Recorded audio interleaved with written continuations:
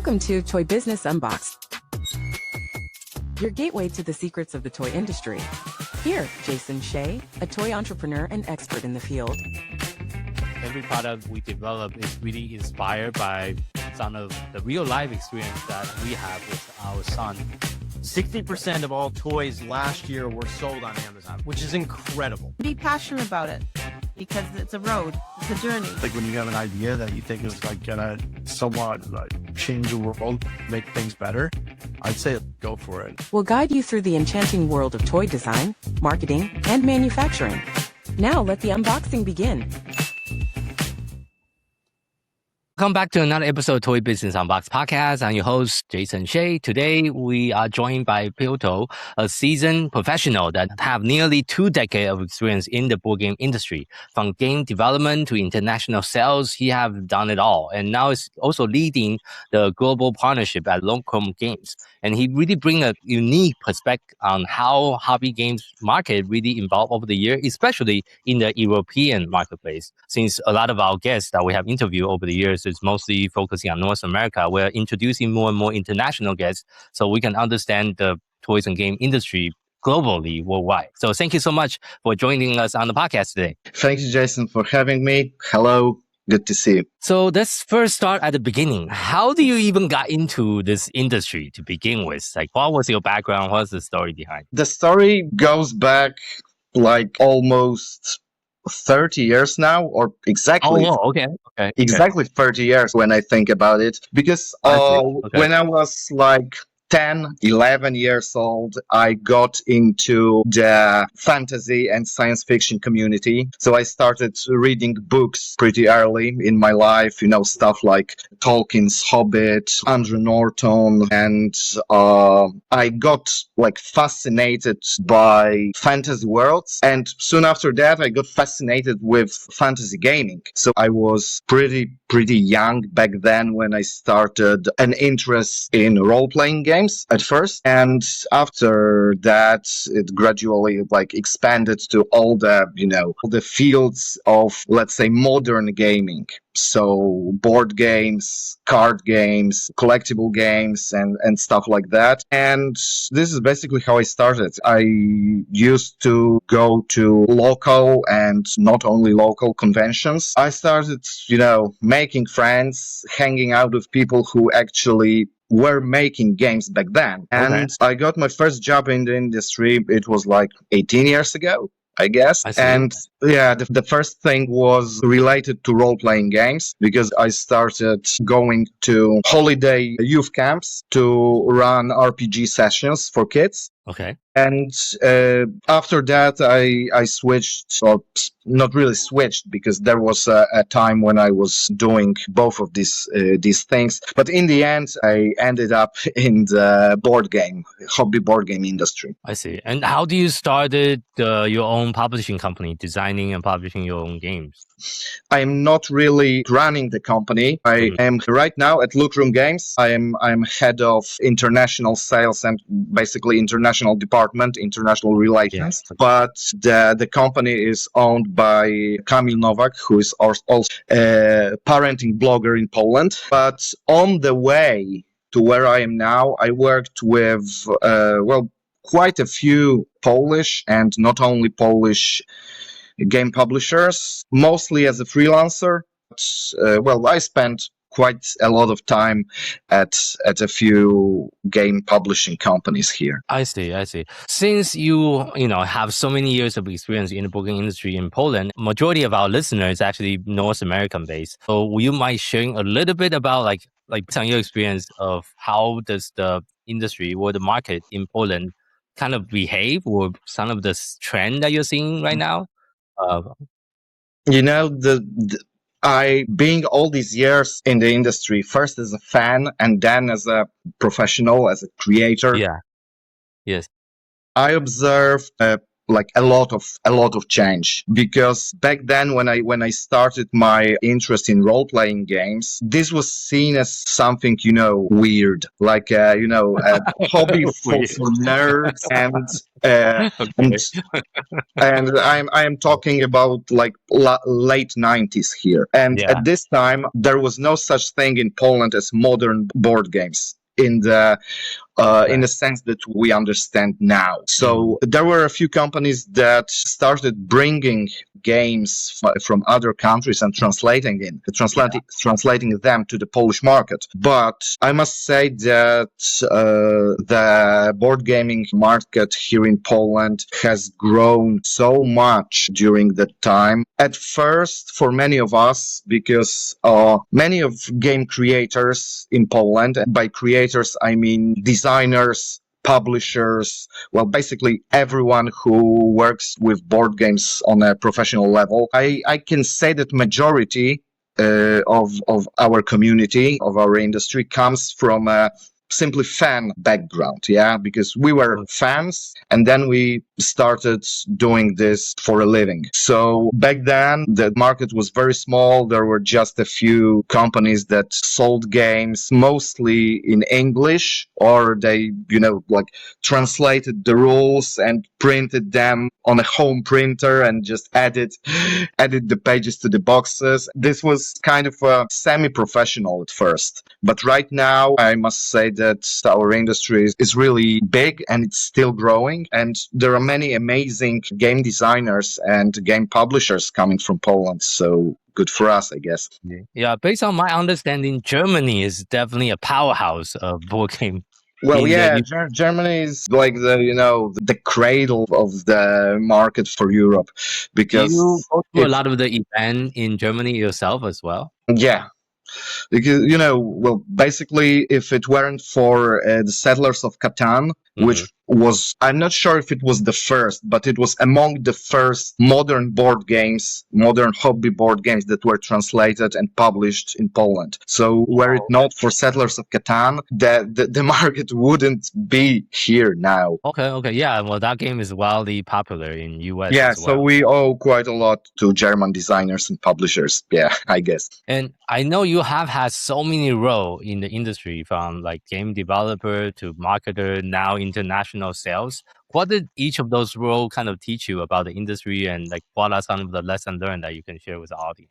Yeah, as I mentioned at the beginning, before Lucrum Games, and I have been working for nearly 2 years now. Yeah. Before Lucrum Games, I worked for a few different game publishers and did completely different things, but still in a hobby, because it's a full-time job now, but it started as a hobby. Those roles teach you, I would say, two things. One thing is that you need to enjoy what you do, and the second one is that you constantly learn things. And even if you are in the industry for years and you think that you've seen it all, you've seen everything, you experienced all sorts of problems and all sorts of ways to solve them, in the end there is always something new that you must learn to keep up. I enjoy that, because gaming is an area of life that brings many different people together. And even if it's like a business take on the hobby, still allows you to make friends. What I personally value the most, from the perspective of a person who started as a gaming fan and became a gaming professional, right now I work with people who I adored, were my idols in the past. I see. And how would you say, for a lot of European company that's trying to, I guess, go international, what are some of the most common frustration point, or maybe bottleneck that you run into when you're trying to expand internationally from Europe? Speaking from the perspective of Lucrum Games now, which is actually a good example, because Lucrum Games started 11 years ago now, and at the beginning they only published games from other publishers and that were translated to Polish and then published on the Polish market. So what is quite a challenge is to switch, or maybe not like 100% switch, but let's say diversify between the games from other people that you want to bring to your local market and your own original games that you want to show the world. Because after years of localizing games and just making translations, basically, we started Lucrum Studio, which is our own game development brand. And under the name of Lucrum Studio, we are right now publishing games that are designed in-house by our Polish team and by Polish designers. And so if you are a company that specializes in something and you want to try something different, this is the hard thing. I would say. I see. And what are some of the international marketplaces that your company is currently focusing on? Right now, our business model is to work with partner publishers on local markets. So we do have an online store in Poland, but we don't really ship games, outside Poland. But when we have a new game out, or even long before we have a new game out, we spread the word about it to our partners in other countries. And what I do in the company is basically sell licenses for our games to be translated to other languages. So we don't really sell on platforms like Amazon or retailers. We have some trusted retailers that get games directly from us and who are not from Poland. But what we do most of the time is, sign a deal with a local game publisher who can print 1,000, 2,000 copies of a new game and distribute them on their own market because they know their market best, right? We are not specialists in selling, in France, Spain, US, or wherever. I see. And I guess I want to turn the question the other way around because sometimes there's a lot of our listeners also could be distributing product like international board games into the US market, especially. From your perspective, like what will make a perfect partner for you? Like what are you looking for in the quality of the distributor? Because there's so many distributors in US that's distributing games. In your decision process, like how do you decide which distributor to work with for like people that carry more games from the European marketplaces? Our priority is always to find a local publisher. So a company that has a portfolio of games, and just like Lucrum Games works in Poland. So we bring a lot of games from other publishers. We translate them to the Polish language, and what we prefer to do with our own games is exactly the same thing. Finding a publisher who can make the game, like I would say, a little bit of their own. Because when so it's not pure distributorship, it's something more than just distribution. Because it's not a model in which you buy some quantity of games and then you sell some to this shop, that shop, put them on Amazon, whatever. What we are always looking for as a preferred option, I'm not saying that this always works, but what is a preferred option is to make a partnership with a game publisher who feels that the game that we have to offer suits their style, their range, and then that they can invest in the marketing on their local market. Because we also do a lot of marketing for the games that we localize. And we do that in Poland, So we run social media channels. We go to conventions and we run demo sessions. We work with local game clubs. And we, for example, rent games for them or sell games with some discounts in return for an event that will be dedicated to the game that we want to promote. I see. So I would say that working with people and talking to people and connecting to them is crucial in this business. Okay, so I want to dive in a little bit deeper on the business aspect of this kind of arrangement, because this is kind of like a non-traditional arrangement, obviously. The traditional arrangement is, okay, let me ship all my product to the distributor. The distributor is going to buy it at 50% of the retail price, whatever, and then they resell it to the store. But obviously, the arrangement that you just mentioned is very different. You want to work with local publisher, they're also publishing. So in that case, who's handling manufacturing? Is your company still handling that, or is the local publisher is in charge of getting it localized and getting it published, and then they just pay you a loyalty fee in that business arrangement? How do you arrange it on the business side? We can do both, because for some games, you said that it's a non-standard agreement. I would say that it's non-standard for the toy market, but it's absolutely standard for hobby game market. Everyone does that. I see. Everyone does that. And it differs from case to case always. Sometimes the original publisher just, gathers orders from different local publishers and just handles one big print of several language versions. And it's probably the most common way to make localized board games. But there are also some cases, and we also did that in the past, that we just sell the files and the local publisher handles everything and just pays us the royalties for, depending on the number of copies that they manufacture. So it can work both ways, and both ways are just equally fine. Okay. So that's something you just need to negotiate with the partner and see which way they.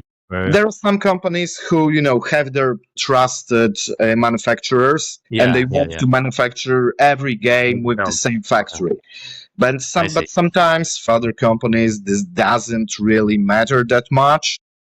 And whichever factory is chosen by the original publisher will be fine. Okay.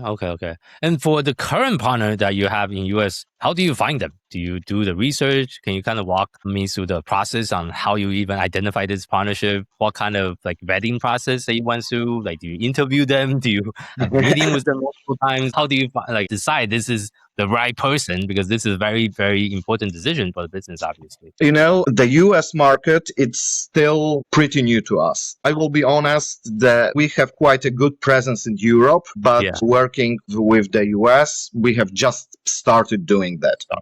I see. And we don't have a partner publisher in the States yet, but we have a really cool distributor. It's a small company, but with a very friendly approach and very, very reliable. So we started working together because one of our games that was released last year was crowdfunded on Kickstarter. And we needed to find somebody who would do the Kickstarter fulfillment for us in the States. And we were connected by our mutual friend, who is a game store owner from Canada, and he was interested in bringing Lucrum Games products to his store, but he also recommended that if we are looking for fulfillment in the States, we should just talk to the guy. And it happens that I know the guy, and it all happened at Spiel in Essen, so the biggest European game fair, right, in Germany. Again, I see.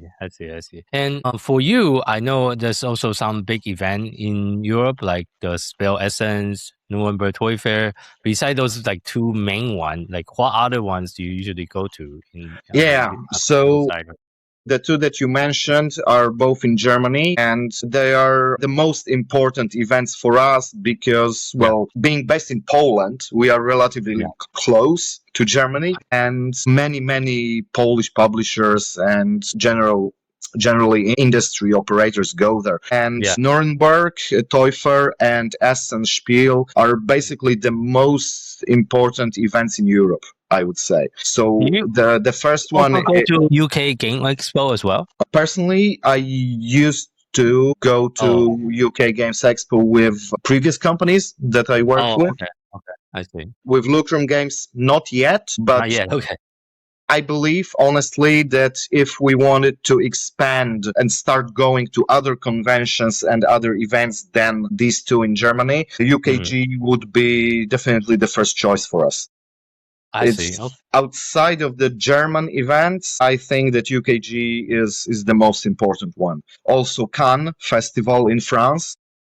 But this is something that we don't really have to do because we have a good relationship with a partner publisher in France who carries our games anyway. There isn't really a need for us to be there in person, but Nuremberg, Essen, and probably Birmingham would be the third one to go. Oh, okay. Those are the three. I think some of our audience actually haven't been to some of the European trade show. I actually went to Nuremberg myself.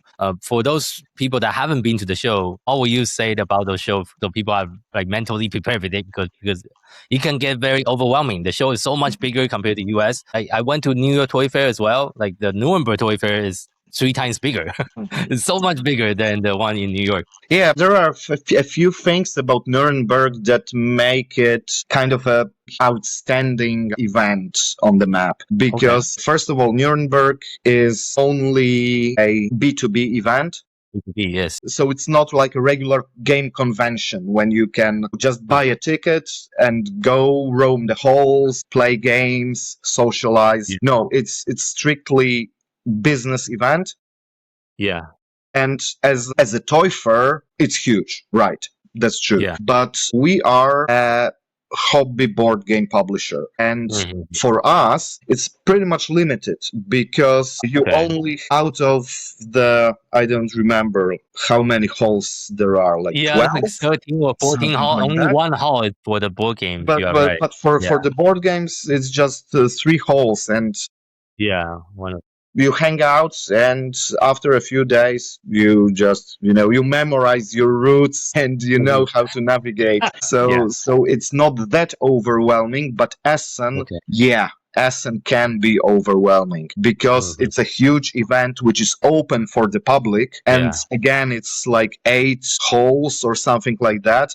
And they are all filled only with gaming products. So with board games, role-playing games, card games, collectibles, and because it's an open event, it gets much more crowded and louder. And just like you mentioned, I guess the purpose or the outcome you're expecting from those events is a little bit different too, because one is more kind of B2B, one is more for the public. Yeah, when you go for an event as a company that does things in the board gaming business, you expect 2 things. You expect contacts for the future, and this is what you do in Nuremberg. And you obviously expect direct sales to the customer at your booth. And this is what you do in Essen. Essen, yeah. That's correct. Yeah, thank you so much for sharing that. So as we're kind of wrapping up today's interview here, if you have to share just one piece of advice with someone that's getting started in the toys and game industry, either starting their own company or just getting in as a professional, what would you suggest? It's a hard question. But I think that it kind of brings us to what we discussed at the very beginning of our conversation. Because when you want to join the hobby business, you need to be hobbyist at first. So if you want to be successful professional in the board gaming area, you have to love games and you have to be a fan and be an active fan. This is a very important thing because I got my first job in the industry because I went to a lot of gaming conventions and I was a very active fan online. So I wrote game reviews for some websites and fanzines. I wrote, convention reports, and I was very active in the media, which was at a time when all the social media thing wasn't really that much developed and there weren't that many social media platforms. So it was actually much harder for people to direct people's attention to what they do. But when you become an active fan, for example, when you volunteer for a demo team at a convention, let's say that a game publisher is looking for staff to teach their games to convention attendees. When you volunteer at such an event, you get to know people, you start to relationships, basically. And I think that in all kinds of business that are hobby related, relationships and being with people is a key that is opening many, many doors. Yeah. So be active, be visible. If you want to start a job in the industry, if you want to start your own company, if you want to become a game designer, just show what you do. And if you're good enough, you will be noticed. Yeah, that's very good of you guys. Obviously, you want to enjoy the work you're doing. So it's very important for you to be personally have an interest in the hobby industry. Like I personally play a lot of family board game with my